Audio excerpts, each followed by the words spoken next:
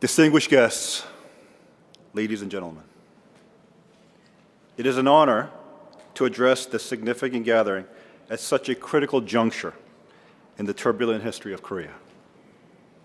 Thank you all for your concern about the future of the Korean Peninsula and its impact on Northeast Asia and indeed the entire world. I wish to thank my good friend Dr. Edwin Follner, founder of the Heritage Foundation, a leading scholar and a true friend of Korea. I'm also greatly honored to meet for the first time Ambassador John Everett, former British ambassador to the DPRK, and noted Mongolian expert Dr. Alicia Campi for joining us here today. Please give them a round of applause.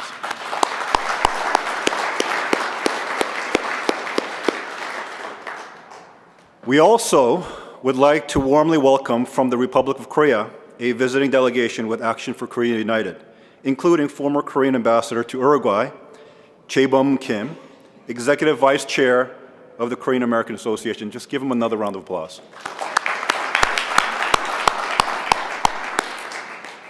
At this time last year, the Global Peace Foundation, Action for Korea United, and our partners sponsored a related international forum on One Korea in Seoul under very different circumstances than today. In 2017, many in Korea were in denial that a hot war could be a real possibility. Most on the peninsula were accustomed to the vicious cycle of threat, crisis, talks, concessions that Pyongyang employed so efficiently and effectively in the past. Yet this time, it was very different. The Trump administration made Korea the top international policy for the U.S., taking strong leadership and reshaping the geopolitics of the region. It imposed biting sanctions and galvanized global support to enforce those sanctions, even getting China and Russia to follow suit. That was a break for the first time, and however briefly, from the Cold War framework which has dominated the Korean Peninsular issue. At the same time, sanctions were backed up by a credible U.S. military threat to the north, underscored by the example of U.S. airstrikes in Syria. This aggressive American response, with the full support of the international community, especially the North's former allies, forced the hand of Kim Jong-un. This was possible since he had alienated his most important ally, China, by purging pro-Chinese factions in the North, like his uncle, Chang Song-taek. Furthermore, unlike his grandfather and father, he held a recalcitrant and often aloof diplomatic posture towards his former allies. Finally, his nuclear ambition to build a delivery system that could threaten the United States, Japan, and all of its neighbors in the Pacific Rim region, including China and Russia, became the catalyst for former geopolitical rivals to come together and contain Kim. In a relatively short period of time, Kim Jong-un's lack of geopolitical experience created a perfect storm of global condemnation on par with the United Nations response to the outbreak of the Korean War. Yet this time, unlike 1950, the North stood completely alone. This stark reality forced Kim to seek reprieve through his southern neighbors' desire to de-escalate the possibility of a hot war on the peninsula. The newly formed Moon Jae-in administration was more than eager to comply. Representing the legacy of Kim Dae-jun and Roh Moo-hyun, it was natural that Moon would see the North's overture as an opportunity to pursue Sunshine Policy 2.0. This would build his and the left's political capital domestically, as well as give him international bona fides as a peace broker. What followed was North Korea's participation in the Pyeongchang Winter Olympics and 3 subsequent highly publicized inter-Korea summit meetings between Moon Jae-in and Kim Jong-un. Understandably, the world reacted positively to these developments, since war seemed to be imminent. It appeared that the South Korean president's initiative to engage the North was easing the tensions on the peninsula. Yet the larger issue of global sanctions led by the United States, as well as its military option to take out the North's nuclear capabilities, remained a threat to Kim Jong-un. Once again, he found a willing partner in Moon Jae-in, who took extraordinary steps to advocate direct bilateral talks between the United States and the DPRK, breaking with long-standing diplomatic practice. By early spring, an urgent message from Kim prompted a sudden meeting between South Korea's foreign ministry and the White House that set the stage for the Singapore summit, the first ever face-to-face meeting between the leaders of the US and the North. Both Kim Jong-un's grandfather and father dreamed of having bilateral talks with the United States, since that would give the North Koreans international legitimacy, especially after the fall of the Soviet Empire. The summit would give Kim what his predecessors could not accomplish, and thereby increase his stature at home and abroad as an equal to the American president. Once he stood utterly alone, yet with the help of the South Korean president, he was now poised to meet the very man who isolated and nearly brought him to the brink. The Singapore summit was to be his great comeback. The Singapore summit exposed the flaws in American foreign policy that has overwhelmingly relied upon the naive assumption that the U.S. could narrowly negotiate North Korea's complete, verifiable, and irreversible denuclearization. CVID. In return for dismantling its nuclear program, the United States was prepared to aid the North's flagging economy and even ensure the protection and the survivability of the Kim regime. In so doing, the U.S. was willing to forfeit its basic values by ignoring the North's atrocious human rights record, as well as solidifying a two-state reality on the Korean Peninsula. Although the North agreed to these terms, most Koreans believe that Kim Jong-un had no intention of honoring this agreement. The U.S. failed to see that the North's clear nuclear program is more than just an insurance policy against Western aggression. It is Kim's crowning achievement in the face of a hostile world. It is a source of personal and national pride, as well as evidence of his intrepid independence from foreign influence. For Koreans whose fate had been determined by foreign powers throughout the 20th century, the need for independent self-realization is a powerful force and therefore admired when exhibited even by Kim. Nevertheless, shortly after the summit, the North made several concessions, such as closing obsolete nuclear test site, release of imprisoned Americans, the return of American service members' remains, and the cessation of missile tests and other acts of provocation. These concessions were largely hailed in the West as great achievements in U.S. relations with the North. The Trump administration saw them as goodwill developed by the President and Kim, and continued to believe that negotiations would lead to denuclearization. They assured the public that sanctions were still effective and there was no reason to ease them unless the North complied with their agreement. Unfortunately, the sanctions regime that initially brought Kim Jong-un to heel had already begun to unravel. Before the U.S. DPRK summit, Xi Jinping, the premier of China, invited Kim to a meeting in Beijing with full state honors. It was a first meeting of its kind between the two leaders since Kim took power in North Korea, and other meetings follow shortly thereafter.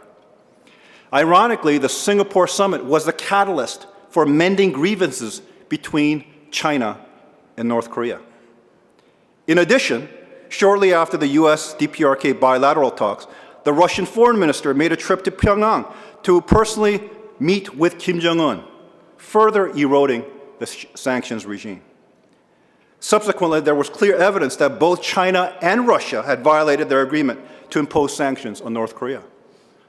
Unfortunately, the geopolitical reshuffling that had isolated Kim early in 2018 was undone by US acceptance of bilateral talks with the North, since both China and Russia naturally perceived it as a threat to their own national interests on the peninsula.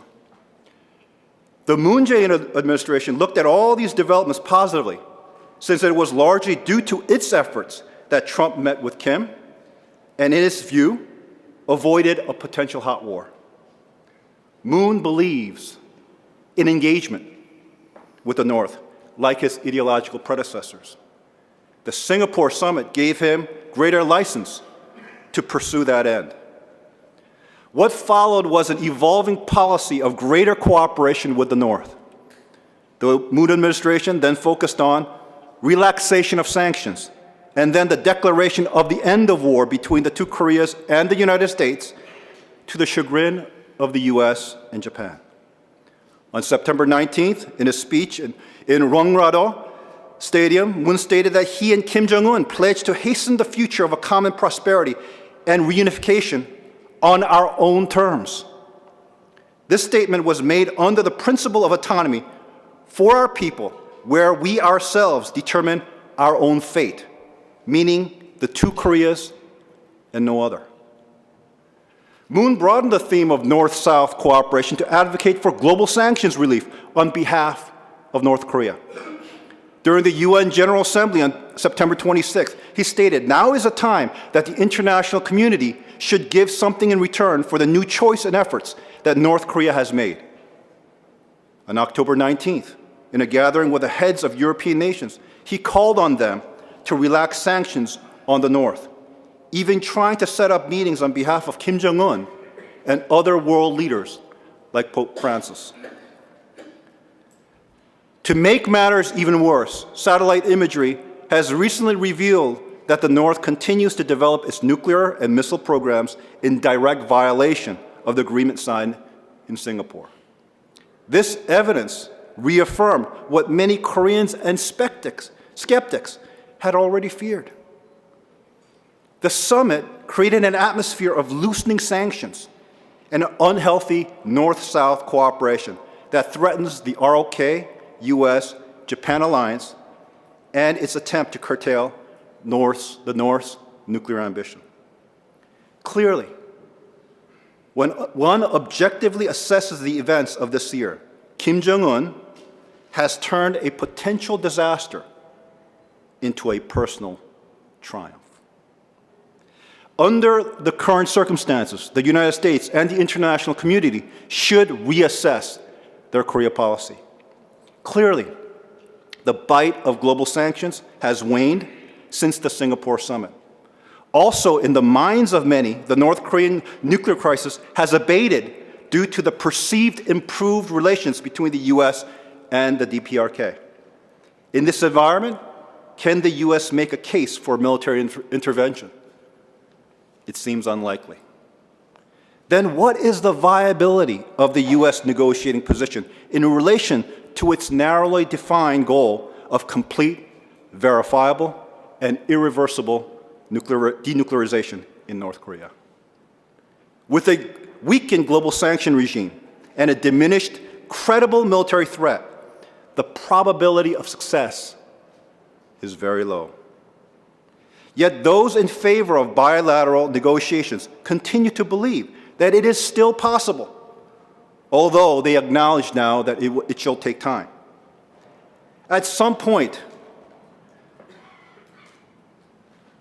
they should assess the failed record of talks with Pyongyang on denuclearization since the early 1990s to today, through 3 subsequent presidencies, to the current Trump administration. The fact remains that the longer negotiations, the less likely the desired outcomes. The North is a generational dictatorship and recognizes the ephemeral nature of democratic nations with presidential term limits and changing political tides. Over the years, it has learned how to manipulate its relationship with the ROK and the U.S. to its benefit. Simply put, all it needs to do is drag out the talks to buy time and economic concessions while hoping for a change in domestic political fortune of its adversaries. The U.S. should recognize its inability to execute on a narrowly defined endgame, especially when there is a moving goal line due to wishful thinking and poor planning. This has been proven as fact in our recent history. The failed and inconclusive military adventures in Vietnam, Iraq, and currently in Afghanistan are evidence of this. At tremendous cost of life and treasure, these conflicts were undertaken with limited objectives. U.S. policy failed to recognize the larger consequences and how much America would need to invest in time and resources to achieve a viable outcome. Given the current state of affairs, the U.S. should abandon its narrow bilateral approach to denuclearization.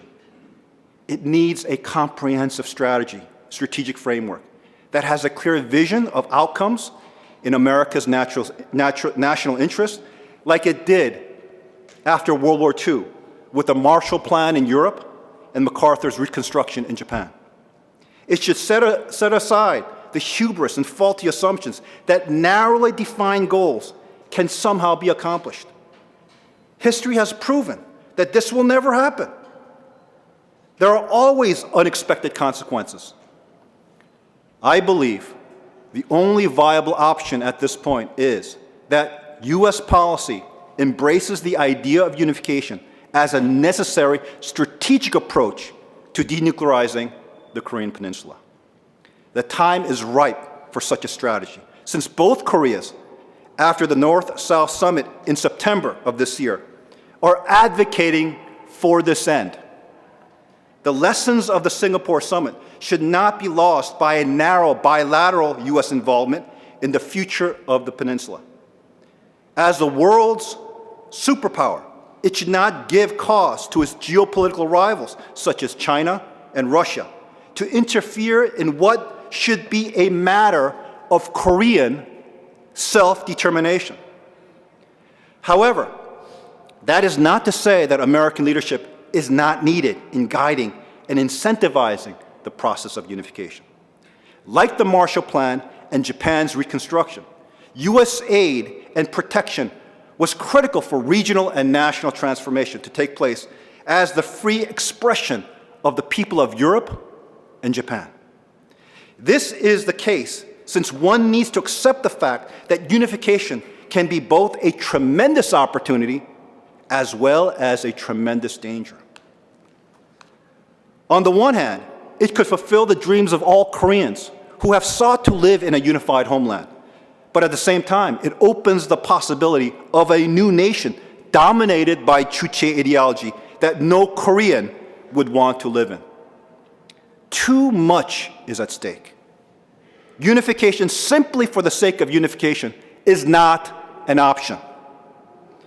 I have long recognized the need for such an out-of-the-box approach ever since my father pioneered the opening to North Korea through his groundbreaking meeting with Kim Il-sung in 1991. The approach that encapsulates these elements is summarized in my book, The Korean Dream, Vision of a Unified Korea. Up until the publishing of my book, all academic treatises on unification focused on the process of unification, leaving open the possibility of a wide range of outcomes. However, my approach starts with the goal of creating an ideal nation, separate from the legacy of the Cold War and based upon Korea's shared cultural history. It entails laying out clearly the principles upon which a unified Korea should be built. All Koreans, North and South, trace their origins back millennia to the Dangun story. Running like a thread throughout its 5,000-year history is the ideal of 홍익인간 that is deeply embedded in that very history of Korea's founding.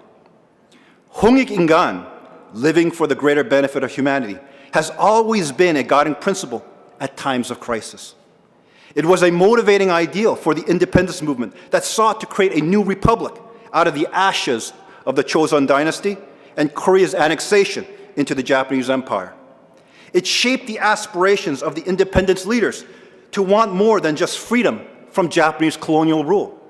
They believed, based on the 홍익인간 ethos, that it was their destiny to create an ideal nation that would be an example to the world.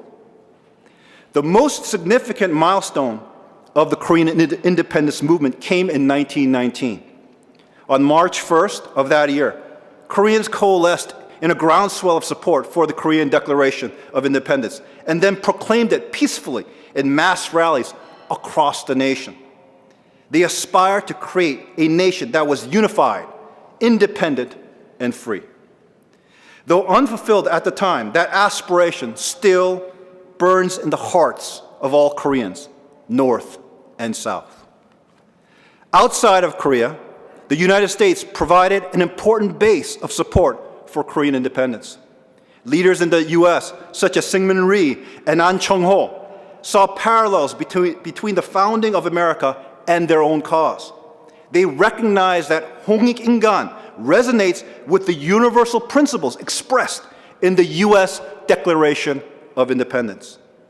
In April 1919, they organized the first Korean Congress in Philadelphia to link their cause to the American experience, proclaiming the Korean Declaration of Independence in historic Independence Hall. The movement launched that day on March 1st has become the 3.1 movement, and next year we will commemorate its 100th centennial. This is significant in the history of the Korean people, since the founders of both South and North Korea were all part of the independence movement. Outside of Korea, it inspired a global movement for national self-determination throughout the 20th century. Ladies and gentlemen, great social transformation requires the active engagement of a broad public united in a pursuit of a common cause. That cause should be unification and is not the work of governments alone. Koreans from the North, South, as well as the diaspora must engage with one another on many different levels. Civic organizations and NGOs are the perfect means for such engagement. Understanding the need for a broad civil society coalition, I have been instrumental in launching and developing the Action for Korea United. Since its launch, with key partners in 2012, it has grown rapidly into the largest citizen movement for unification and now includes more than 1,000 organizations. It is making unprecedented progress in building civic consensus, bridging political, religious, and regional divides, and collaborating with government and other stakeholders to promote the cause of unification among Koreans everywhere. AKU organizes grassroots community education programs based on the Korean Dream approach in provinces throughout Korea. These are coupled with activities through which participants, including refugees and defectors from the North, experience making unification a part of their everyday life. I believe those are some of the issues that our good ambassador raised. AKU is also building broad support and enthusiasm for unification through culture and arts, most notably with the new unification songs and 1K concerts featuring award-winning artists and top K-pop groups with significant reach and impact through social media targeted towards Korean youth. In addition to these efforts, AKU has joined with the Global Peace Foundation and other partners in the One Korea Global Campaign to advance the unification agenda with a wider global public. From expert forums like this one to youth exchanges, cultural initiatives, and social media, the One Korea Global Campaign is building awareness and generating support for the unified Korea on virtually every continent. Many of you are already actively engaged in the One Korea Global Campaign. And I invite all of you, once again, to continue your work in this vital cause.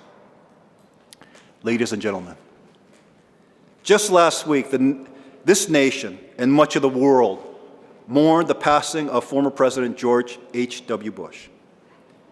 During his presidency, Bush 41 guided the U.S. and the world through historic changes, from the fall of the Berlin Wall and German unification to the collapse of the Soviet Empire with wisdom, foresight, and a steady hand. At that time, German unification was by no means guaranteed.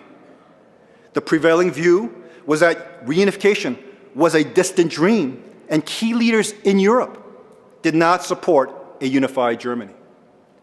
Despite these obstacles, President Bush worked behind the scenes in support of grassroots movement that led to unification in a way that established a major ally in Europe at peace with its neighbors and a bulwark against totalitarian aggression. Significantly, President Bush was able to advance German unification without alienating key Soviet leaders as they struggled to navigate major transformations in the USSR and its empire. There are clear lessons for Korea that can be drawn here. One is the importance of a strategic policy that has a clear end goal in mind, unification, and works towards it steadily and systematically. Another is to recognize and wisely support the popular movements that are dynamic and vital ingredients for transformation. As I have already pointed out, there is a groundswell of support for a unified Korea that draws on the highest ideals and historic aspirations of the Korean people. This is already well underway. Through a nationwide campaign we have pursued over the past 8 years under the banner of Action for Korea United. Additionally, this year alone, through the One Korea Global Campaign, we have convened international forums in Mongolia, India, Uganda, Japan, Ireland, and across the United States, especially with the Korean American community, a number of whom are gathered here today. Let's give all of them a round of applause.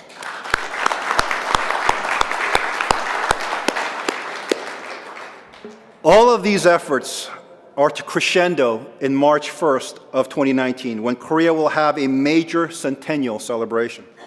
All Koreans and the world will be reminded of the patriots that pioneered the path for national self-realization during the 20th century and planted the seeds for a new nation aligned to its founding mandate to serve all of humanity. We hope that this event could inspire a movement for national and regional transformation that will eventually lead to unification centered on the Korean dream. I urge the ROK, US, and other nations to recalibrate their approaches. I believe that the US should widen its Korea focus, including denuclearization, in the larger context of a unified Korea.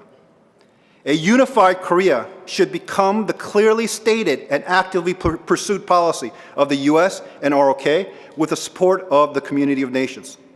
That would not mean unification on any terms, and certainly not on Pyongyang's terms. It would look to the aspirations of the Korea's independent movement and finally realize them. Ladies and gentlemen, now is a time for far-reaching vision, wise leadership, and bold action. Korea's historical quest for one free, independent, sovereign nation is no longer a distant dream. It should be the reality of tomorrow. As a good friend and famous contemporary poet, Ji-han Kim said, "My dream, your dream, our dream, all become one in the Korean dream." Thank you all for supporting this movement to finally achieve the peaceful outcome of unification that can unleash a broader Asian renaissance for peace and prosperity. May God bless you and your families this holiday season, and let us realize the Korean dream.